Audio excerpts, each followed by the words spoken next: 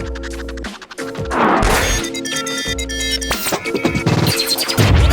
don't give a fuck. You're tripping with JJ. Wow! Fuck you, asshole. Tell your bitch I said hi, nigga.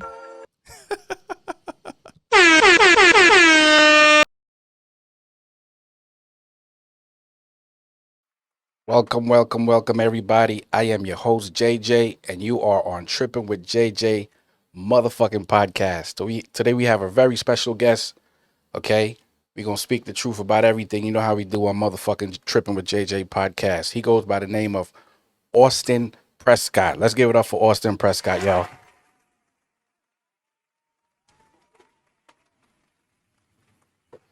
So, Austin, Yes. you're openly gay. Yes. You're happy about that. Mm-hmm. That's who the fuck you are. Exactly. Yeah. Whoever don't like who you are or what you become or however they look at it, what do you have to say to those people? All I have to say is just, like, fuck you. Like, I'm doing me, you doing you. Like, Okay. like, I'm in my lane. I'm not worried about what you're doing. Stay in your lane. Worry about what you're doing. And that's it. Absolutely. There's nothing wrong with living your truth. There's nothing wrong with being yourself. Okay. If that's who the fuck you are, that's who the fuck you are. Yep. Okay. Now, what made you choose dick over pussy? Like, I don't. talk to me, man. Talk to me. What the fuck made you choose dick over pussy? Talk to me, Austin. Okay. Not that I chose, because I don't think you really choose. My whole, for me, it's not about what you want. It's just about it's attraction. Like, you're attracted to women because of their physicality and their body and the way they move and the way They got that sweet pussy. Yeah. So for me, it's about the attraction that I have with when I see a guy versus a girl. For me, everything is about attraction. It's not about, dick or pussy. It's about like what I feel when I see a guy versus a girl. So when I see a girl, I don't really feel anything here. You know what I mean? Like, I'm just like, oh, it's a girl, whatever. Like, No, what, motherfucker, what? It's just a Yeah. girl. No. It's a sweet pussy, man. You gotta play with it. You gotta slap it. You gotta rub your face in it, man. Okay. But when I look at a guy, I'm just like, okay, he's like something happens in here. Okay. Like when you look at a girl, something happens in here for you. Right. Or down there, whatever. Right. Right. Both sometimes. Okay. But for me, I always knew I was kind of different, like growing up. Like from a very young age, I always knew something was off. And I have dated girls before. I think the longest relationship I was in was with a girl. And we were together for 2 years. Oh, wow. Yeah. Was that your first interaction with women, or was that? Yeah. That was your first. Yeah. And I was in like 7th and 8th grade. And we were together both, all throughout middle school. So wait, you guys had intercourse? No. I was Just physical touching and kissing. Right? Yeah, we held. It was very innocent. Like, we held hands, we kissed. Okay. And I was always kind of weird. I was like, oh, well, I'll see you at school. Okay. I never actually went anywhere with her unless we were with a group of friends. So you was avoiding that intimacy, that one-on-one chemistry. Yeah, but also I'm kind of naive. I'll admit, Okay. I'm very naive. Okay. At that age, I was just like, oh, cool, I have a girlfriend. Like, this is what you're supposed to do. But deep down, I always kind of knew I was a little different. Like, I'd be watching TV with my mom, and Josh Duhamel would pop up on TV or whatever, and I'd be like, God damn, he's fucking handsome. You knew that at what age? I was 12, 13. You was calling a man handsome in your head at 13. Yeah, with my mom, sitting right next to And me. your mom was next to you. Yeah. And you said these things out of your mouth. No, I just said them in my head. Okay.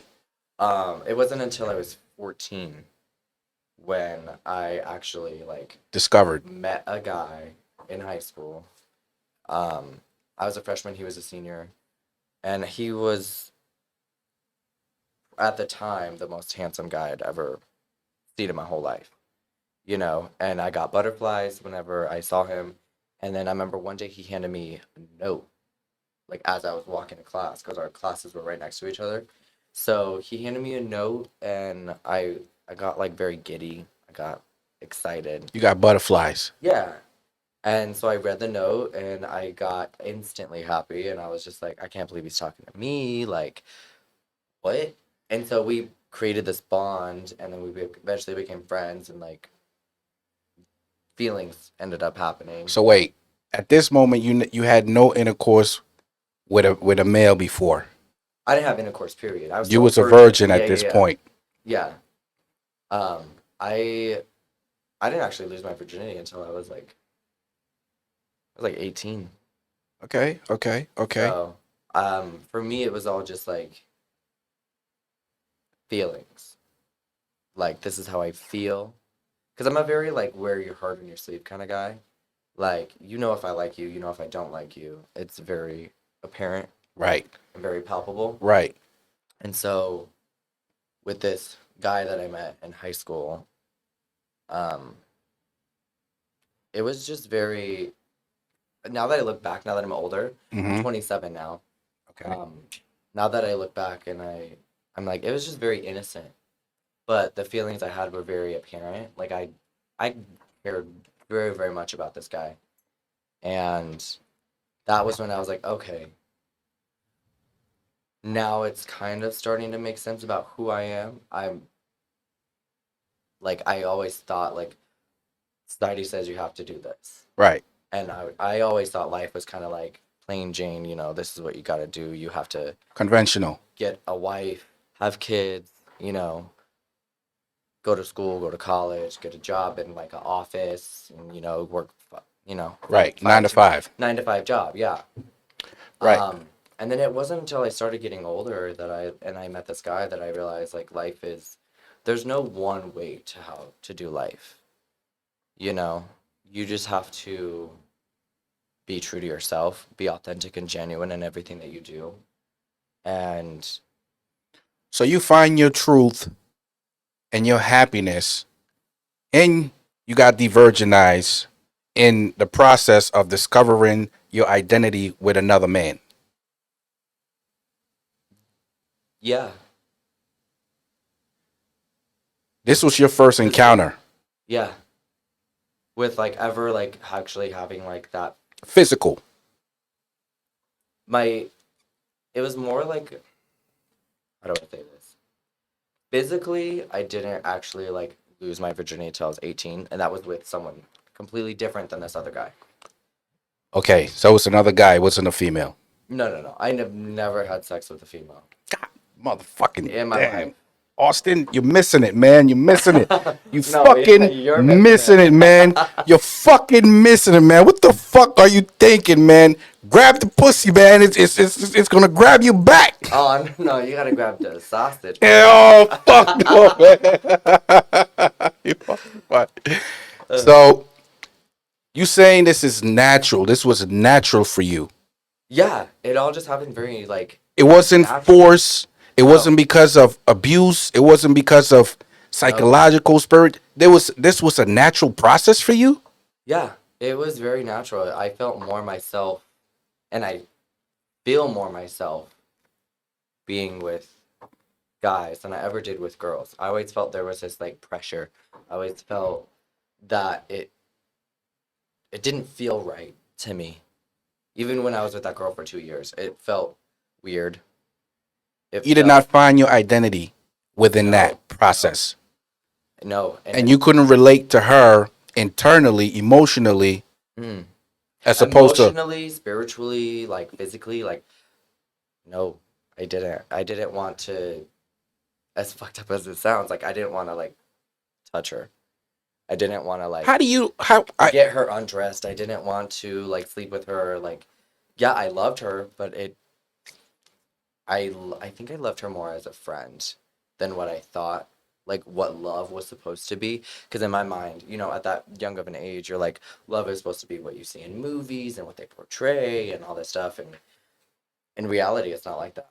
All that stuff is written by somebody else in their imagination, and it's not what reality is. Love isn't this like buying gifts all the time, you know, spending time with each other 24/7, you know. That's not what real love is. Real love is the complete opposite. It's Wow. actually allowing the other person to still be themselves fully, unapologetically, and still grow as themselves, and then you guys grow together at the unit. That's deep. That's That's deep. what That's deep. for That's me, deep. that's what No, that's deep. That's deep.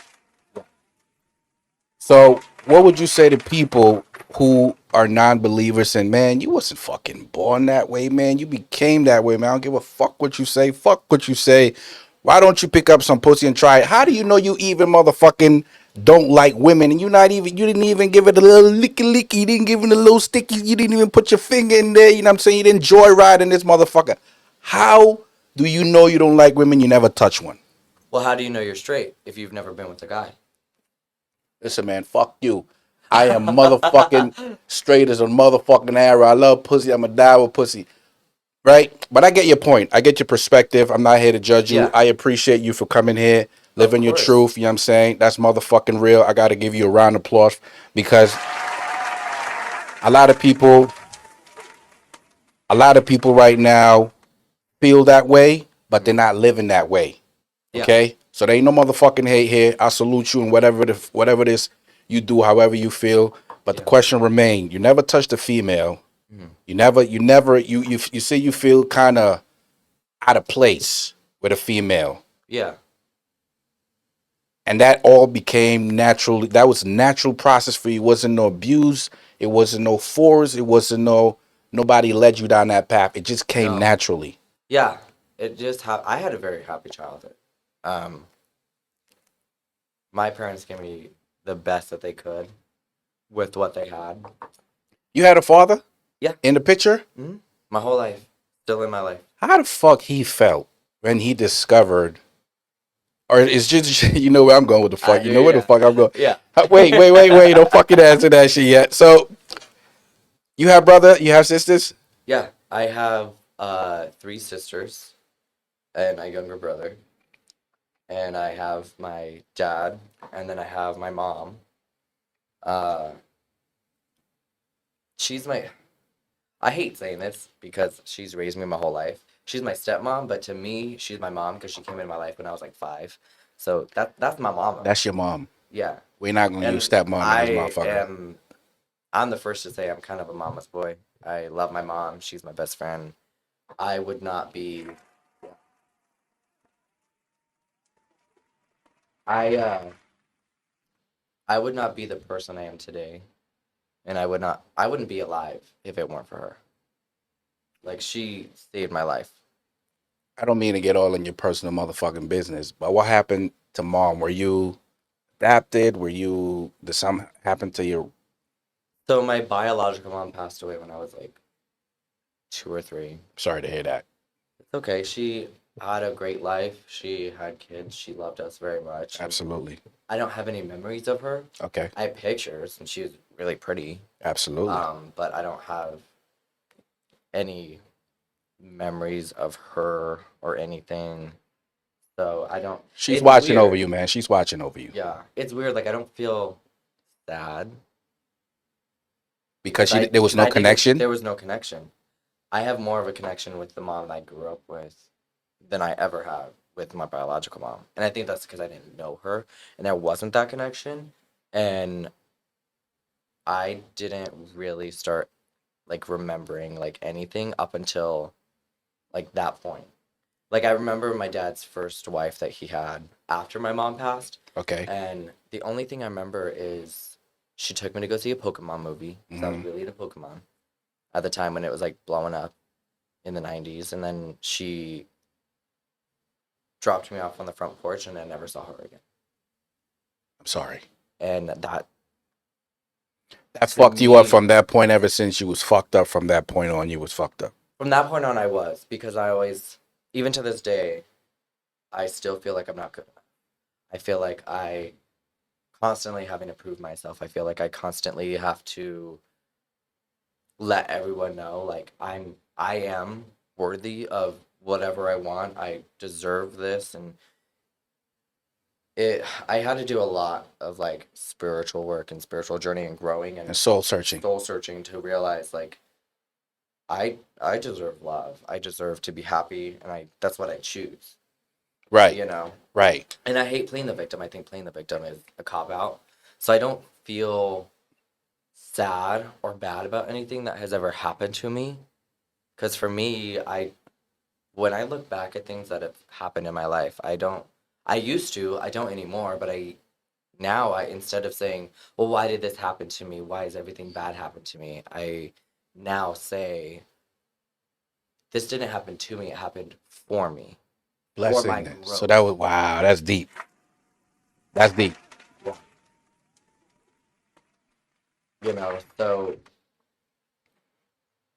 yeah, like I don't regret like her walking out. That helped me grow. And my mom is the best mom I've ever had in my whole life. She came to me actually and she was like, so was there anything you want to tell me?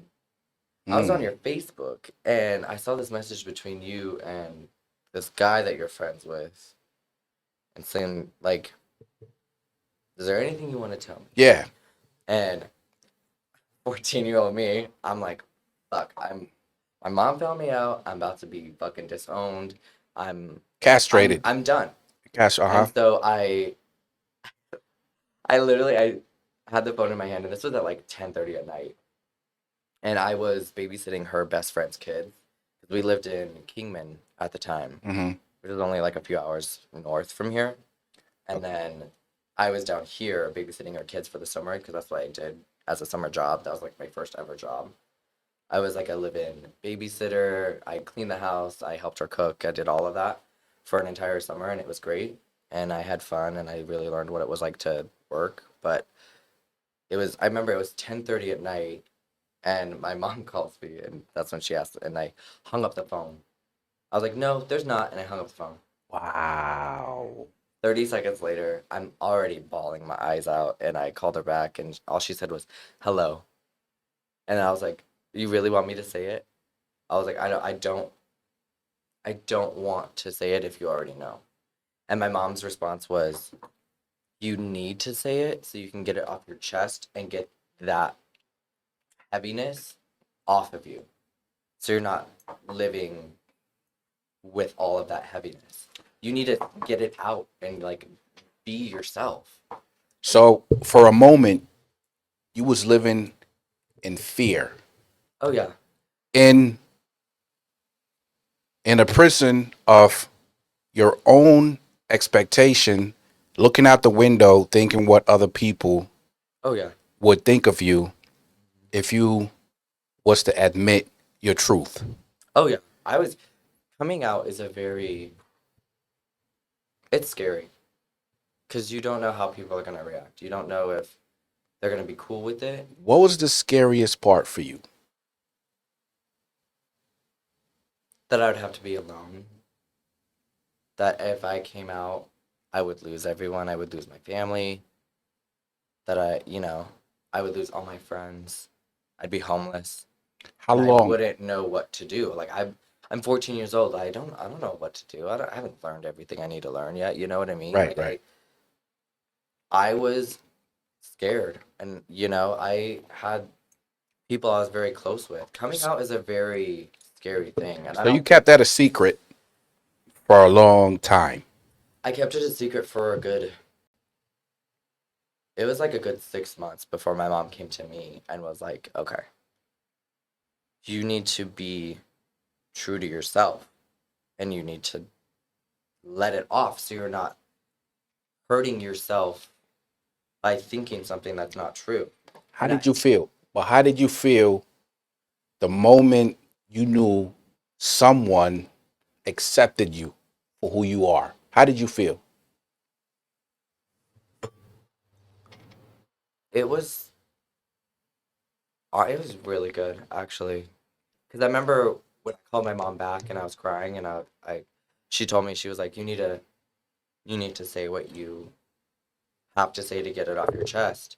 And so I was like, fine. I was like, I'm gay. Like, I love Michael. You know, that was the guy that I was seeing at the time, and I was like, it's fine. I was like, that's what I have to say. I was like, so when I get home at the end of the summer, I was like, you can pack my stuff up and I'll find somewhere to go.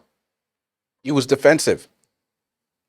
Well, I thought that She that would have that's why rejected she you. was calling me Right. You to thought, say, okay, well, if pack that's your who shit, you are, you take can your get shit the and fuck leave. out. Right. Yeah. And You was wrong. I was so wrong. My mom's response was, see, didn't that feel good? To get it out. That was life changing for you. I bawled my eyes out even more. I was like, what? And she was like, we've known for a while.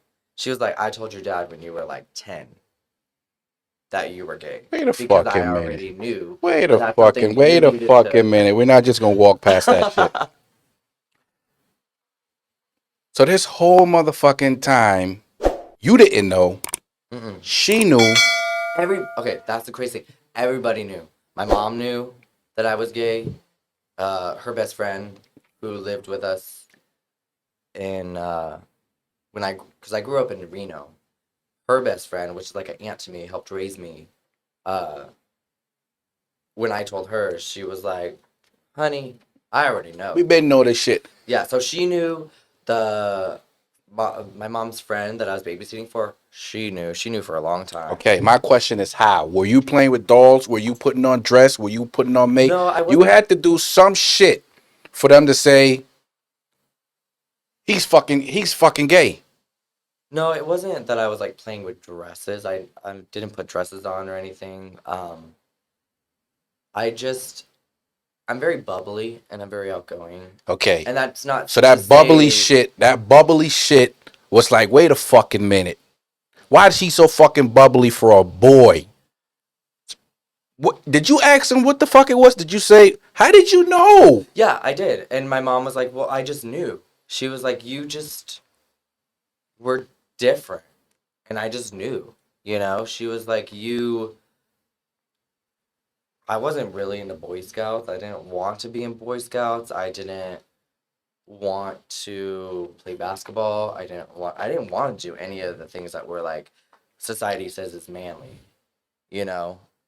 Me, I was in my bedroom at a young age, and I've always been very artistic. I wanted to be a chef at one point.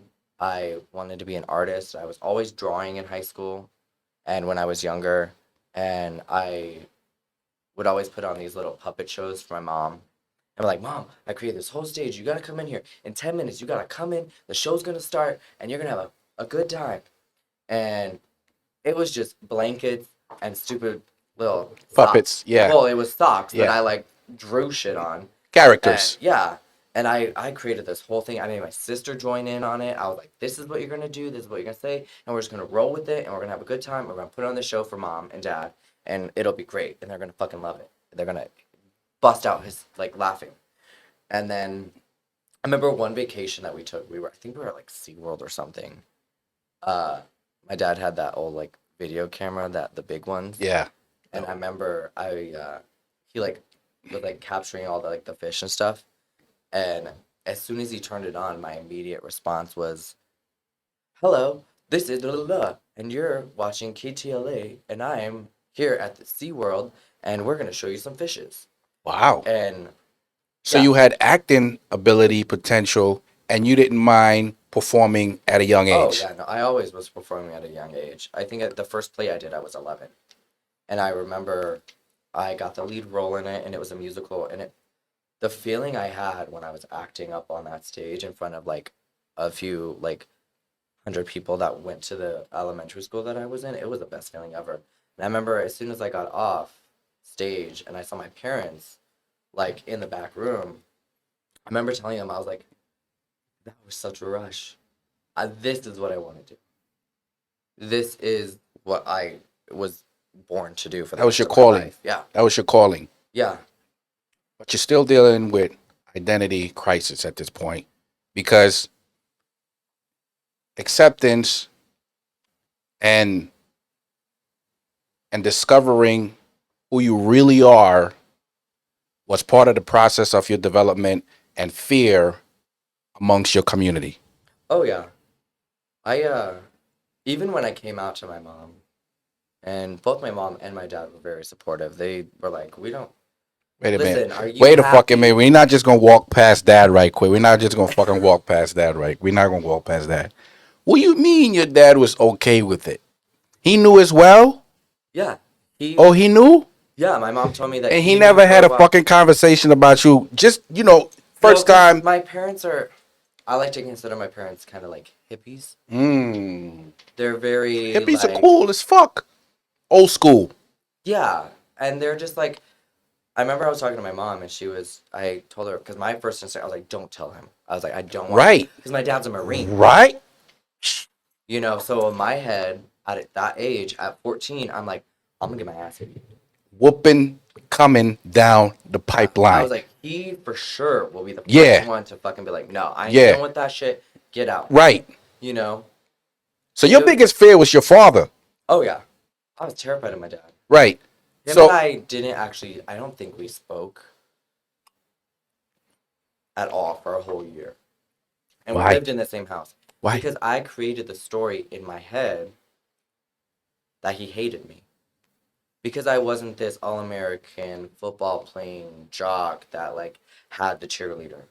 I was this opposite.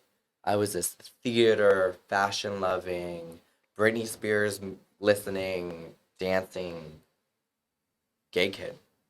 And that to me, I was ashamed of it.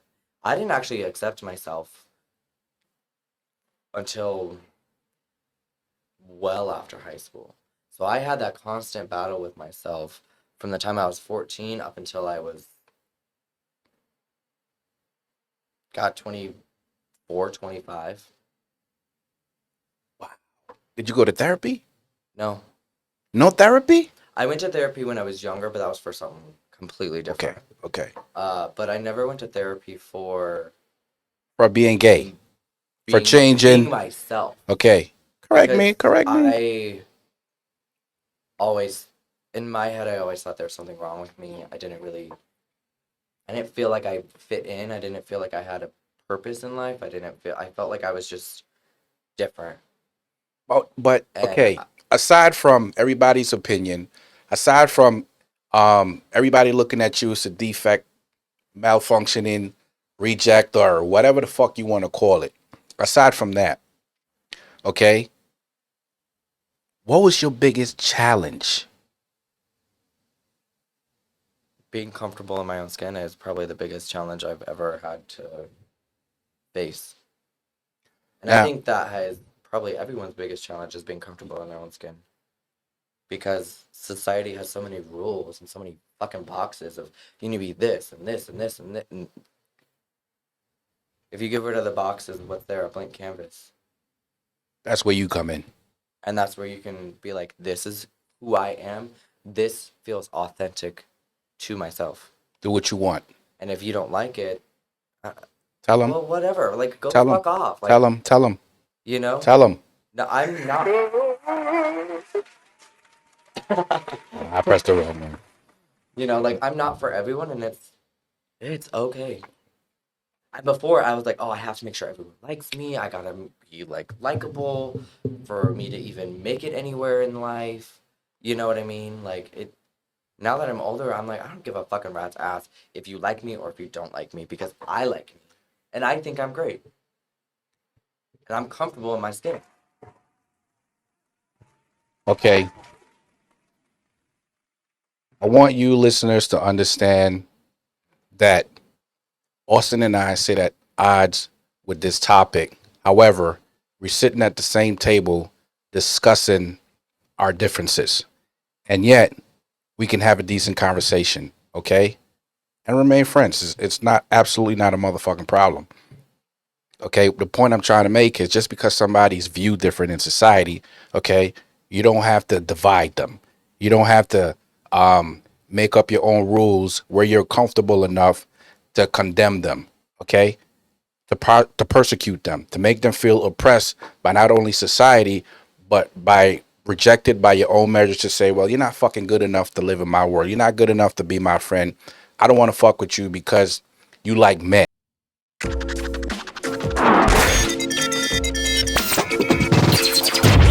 I don't give a fuck. You're tripping with JJ. Fuck you, asshole. Tell your bitch I said hi, nigga.